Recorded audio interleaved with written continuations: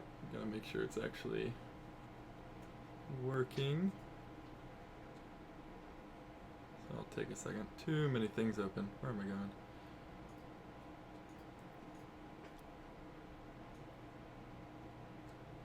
Throw this over here. Just want to make sure before I actually start that you can see my screen. This is going to be a quick guide on putting together a timer on your custom map. Give me a second, I don't know what my Twitch is. Oh, well. Thinks he found it. So I'll wait for him to... I mean, there is a delay. I guess I don't have to wait, but... Alright, so I'm just going to give you a quick demo of what the timer looks like. This is just a very simple implementation. You can do a lot more with it. You don't have to have it display above the car itself. So what I've done is I have two trigger volumes, one for the start and one for the finish timer. So when I go through here, it triggers the start. That's my start volume, and then I have my finish volume up here. As soon as I hit it, and you could make it when you hit the platform. I have a taller trigger volume, but it displays your total time. And how I have it right now, it either goes away in 8 seconds, or if I go back down, I trigger it, and then I finish. I also have it, if you go back to the start, it will disable it as well. So, and that's pretty much it. So now I'm going to go through how to make it using South's map, because it's a pain to set up, and hopefully I'll be able to get through it without forgetting. Whoa, you're on stream now. Hopefully I'll be able to get through it without forgetting how to do all the steps. So I already have his map opened up here. There it is. And now I gotta find, I'm assuming you already put in trigger volumes. I'm hoping. If not, I can just make some. Oh, I have to make some. The whole time? What you mean, like minutes, seconds? I guess I. What do you mean by whole time? You can make it a lot of different formats. I have it displaying just in seconds, because we can get the time you start at, and we can also get your finish time if that's what you're talking about, like in hours, minutes, seconds. So this is your map too, Butter. That I'm the map you guys are working on. Do you know where the trigger volumes are supposed to be? The start and finish? I mean, the start should be up by, oh gosh, I don't even know where you're. I don't think we put in a start and finish. But it should be up top by the scoreboard, right? Oh, yeah. Okay, so I want to go to there. How do I get there? The fog makes it really hard to navigate. I don't even know where I am on your map right now.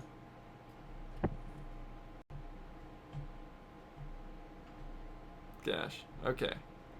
There's something. I'm gonna spend this whole video trying to find your map. Well, I think I'm at the finish. Oh, F for fog? Man, that... See, look at that. I learn new things every day. Alright, so I'm gonna start with the finish volume. Actually, I'm just gonna put the finish volume right next to the start. You guys can move it. Otherwise, I'm gonna spend the whole video trying to drive to the... Crap, teleport point. There you go. Drive to the frickin' ending. So for now, I'm gonna put the start right here. I'm just gonna build a simple... You guys can replace this volume with whatever you want, but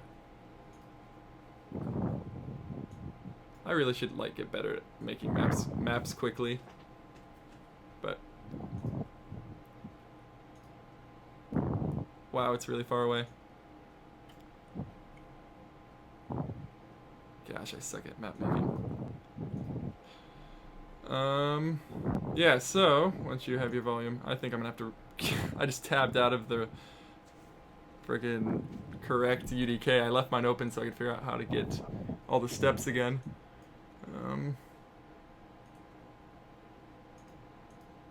How to make me put in the volumes. Why won't it let me select it? and it made it way over there. It didn't even move me to it. Gosh.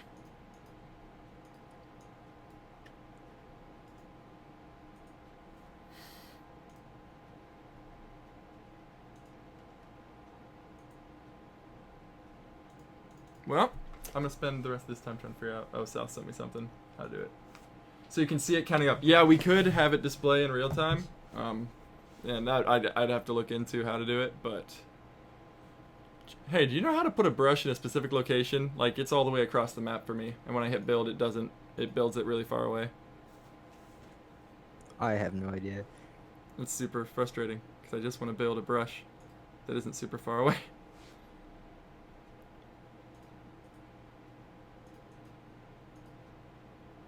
Well, I guess I'll have to go to where that brush is. Which was way at the end.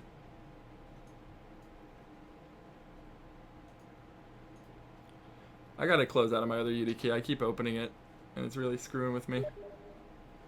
Click the square tool. Alright. Then it should bring it to you. Square tool. Wait, what is the square tool?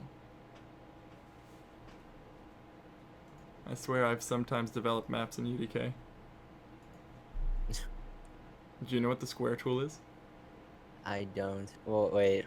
Like I know the cube, CSG, select. Cube, okay. Cube.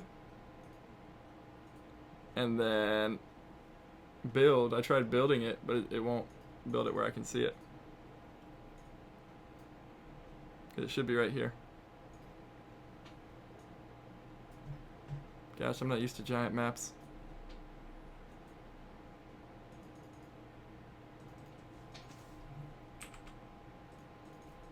Oh gosh.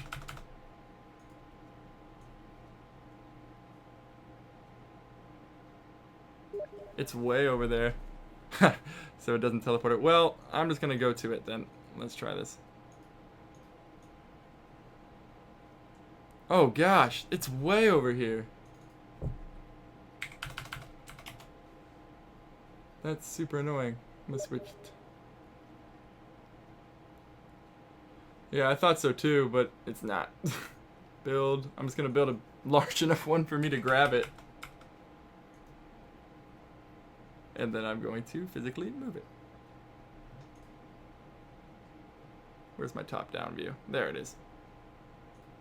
Good stuff. All right.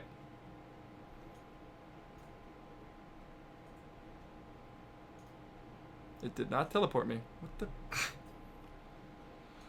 Gosh, I hate UDK. Don't we all? Like I'm getting pretty comfortable with Kismet, but UDK is still the worst thing ever. All right, so now I need to make this smaller.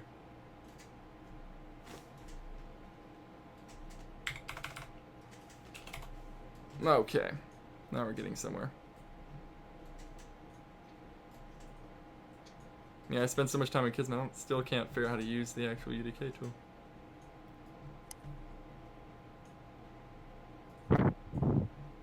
And it was way below the map.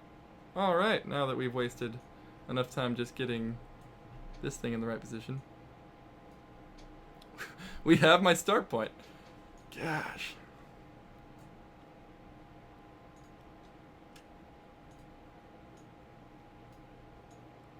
And we'll make this start. We'll put it close. I don't even know where the spawn point is for this, but put the start right here. So now we finally did that, and I'm gonna add a BSP for it just so I can. Actually, we probably don't need to. You'll be able to see it. So we'll just add a trigger volume where it's at, and you refresh. Should actually have the. There's our first trigger volume. Okay. So with our trigger volume selected for our start point, we then go to View, Unreal Kismet, and so there is a really simple, right now there's already something in there for player spawned to display text.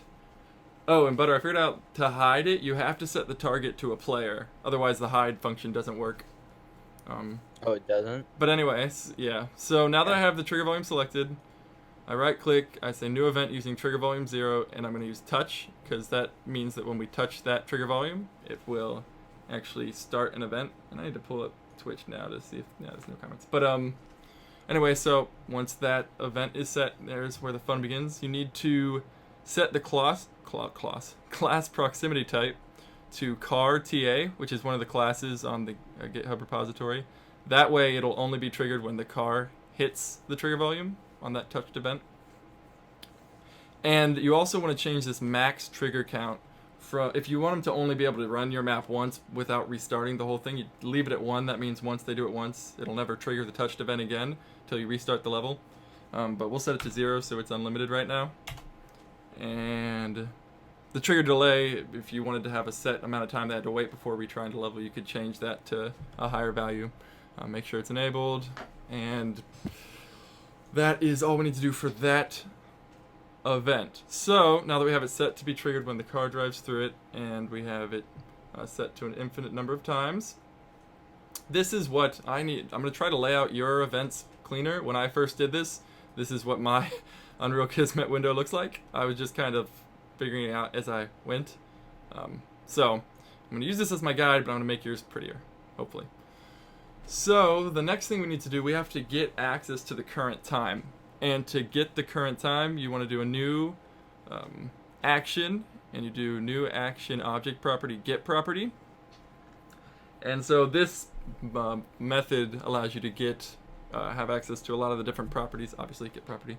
So what we want is to set the property name to world, capital W, info, which is just info associated with the map in this case. And that is, we'll label this just so we can keep track. It'll display blue text on the top so we can keep track of what it is. And we want to link the touched event to, I want to link it to that get property. From there, I'm going to minimize this window, I don't need it for now. From there, we need to set the target.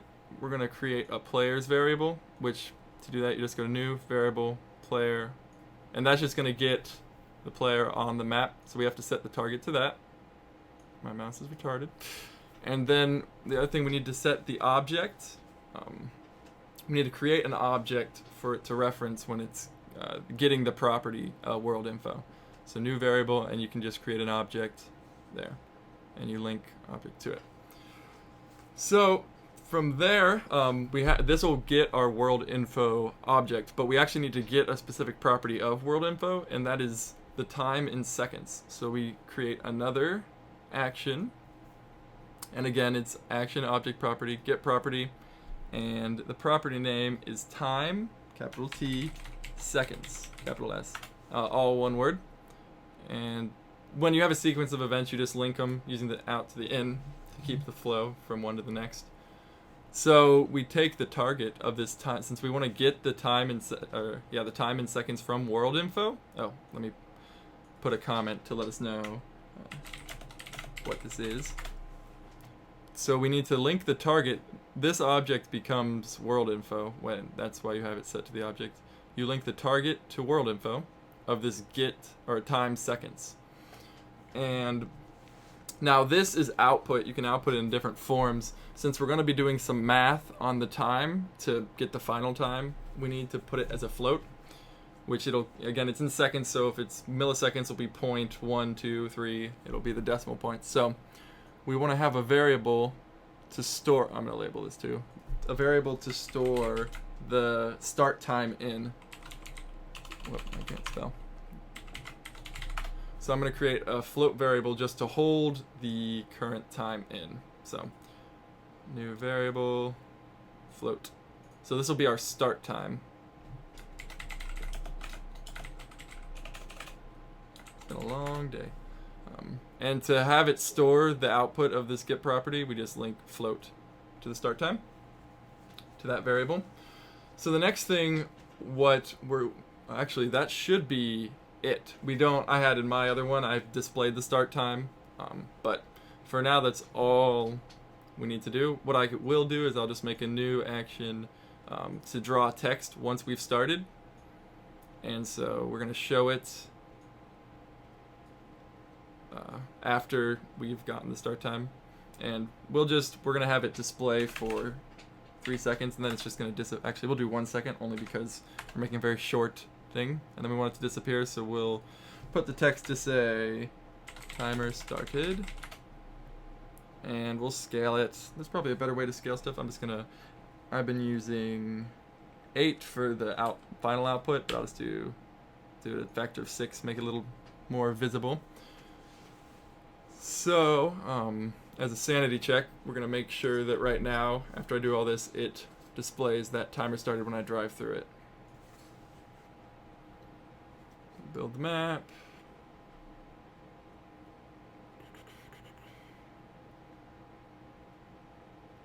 Building. Always fun.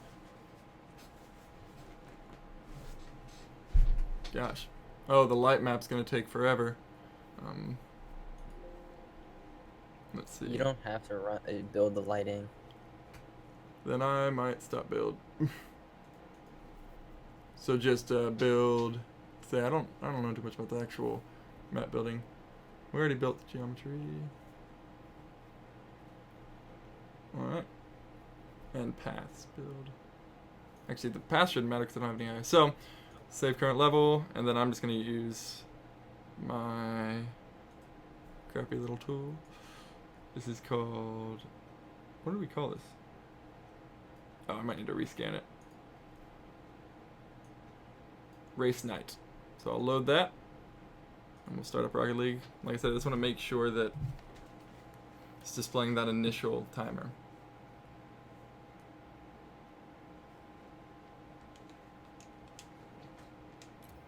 Alright, training. Oh gosh. There we go.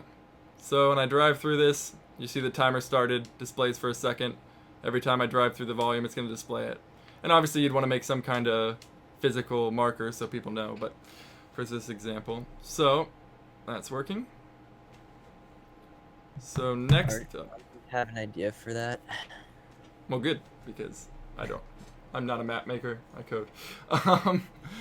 So the next thing we need to do is make a trigger volume for the finish. So we're just gonna, whoops, I wanted to select the brush. Selecting the brush, polygons, 2 brush. So we copy it, we'll just, oh gosh, thank you. Put our finish right at the start of the ramp. Actually, to give us more time, I guess I could put it down at the bottom of the ramp. Please don't cry, computer. It is not optimized for map making. I guess I could have made it smaller, but... Okay.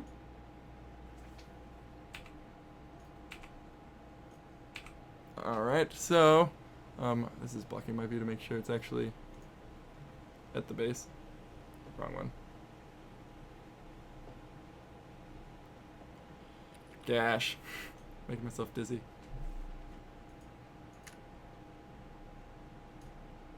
Yeah, I should learn some shortcuts, I suppose. Okay, so it was too low. Need to make it. And that. Wrong thing. There we go. Alright, so now it's placed on the bottom. Not exactly centered, but that's okay. So we create our second trigger volume right there. And we'll make sure it's showing up. View. Browser windows. Scene. I don't know where that scene window is. I have two maps open, so...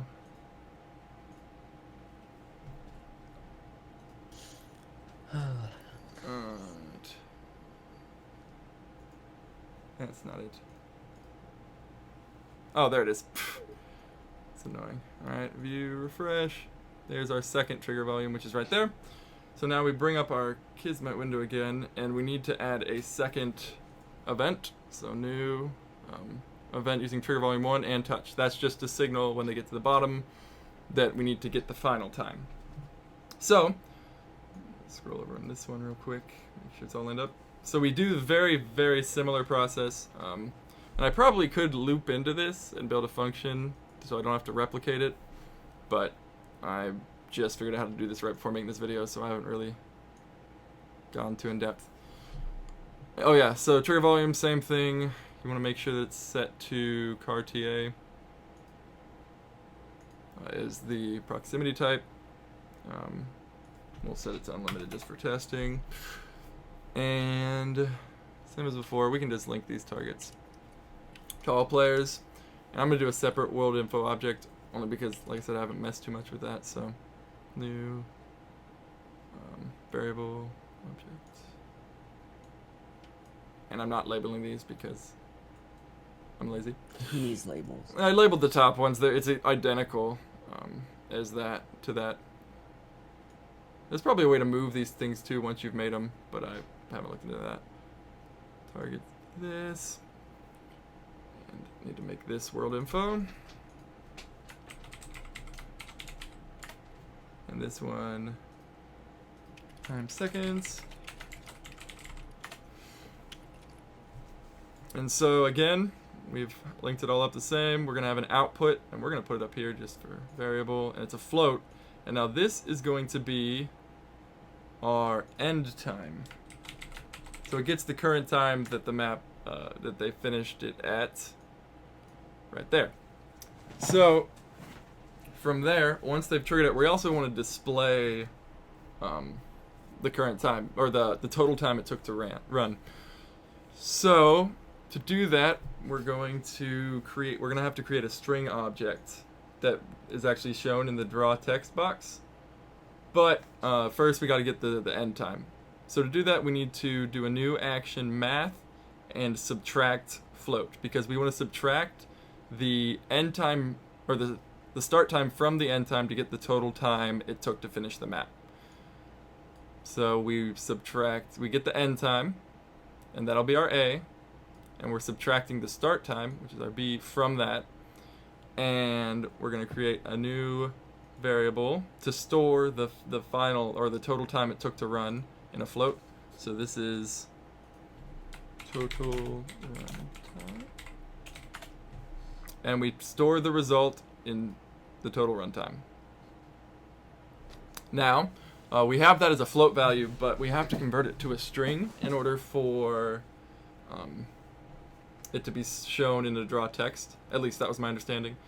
So we make a new action, miscellaneous, convert to string, and it takes the input, which is going to be our total runtime, and obviously you want to link the out to the end again, and we're just going to store the output as in a string object, so new string, and we'll just call this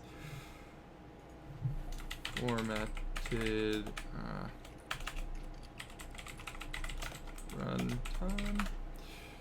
So we link the output, we're storing the output in that string object, and finally we have to actually show the pop-up giving you the runtime. So we want to do draw text, and we're gonna show it once it's found all the final values, and we're gonna have to expose the string variable in order for the input to be input.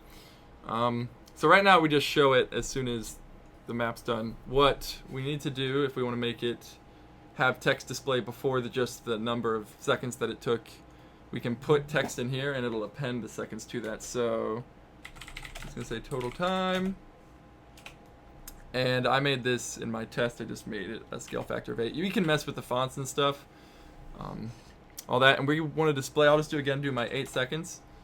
Now for this draw text, if we link them to a player, we actually can hide them. That's what I discovered earlier, and there's probably more to it than that. So if we do the target, we set the target to that player object or all players, we can hide them programmatically, otherwise it won't work. So we're going to very crudely link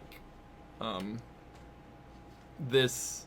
Actually, I'm going to try linking untouched, so that when we stop touching that final trigger volume, it'll hide the text. We'll try that, see if it works. So we'll build the geometry.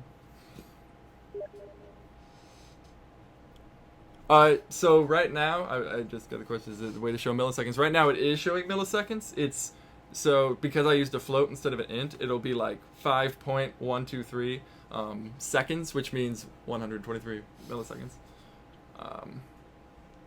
So let's save the current level. I'm going to reload it because sometimes if I don't reload it, it doesn't show up. And hopefully, if I did all this right, we should have the difference in seconds display. Alright, training. Here's the hope for a good spawn point. Good enough. So, right now we're displaying that our timer started, and I guess I've tested with counting, so it's pretty accurate. I'm not even going to boost to have it take some time. So there you go. Took 10.593. If I back up out of the volume, it stops displaying. And it should... See, now, this is an issue. We're going to have to store it in a different variable, because if they drive back through it, it gives them a new time, but that can be fixed in the future pretty easily. So if I go back up here, it should reset. I'm going to drive through it twice. So it's starting the timer, but it'll start again when I drive back through it. So 1 Mississippi, 2 Mississippi, 3 Mississippi, 4 Mississippi, 5 Mississippi, 6 Mississippi, 7 Mississippi, 8 Mississippi. I was a little off. But there you have our total time. And it should go away. I don't know if yeah, I did set 8 seconds. So it went away itself after 8 seconds. Otherwise, it'll go away when you drive out of it. Let's see if I get... So after 60 seconds... Actually, that's a good question. After 60... I think right now, because I don't have a format function, it would just say 61 seconds instead of 1 minute, 1 second. That is definitely something we can change, and I will, outside of this stream, I'll work on that. But really, the stream was mainly just to show how to do it. So yeah, that's pretty much it. Oh gosh, tumble running up. This is very interesting. But I think that's everything as far as the basic layout. I'm going to unlink this untouched for you guys. You can come up with a better way. But that's pretty much it on how to create a race timer using Kismet.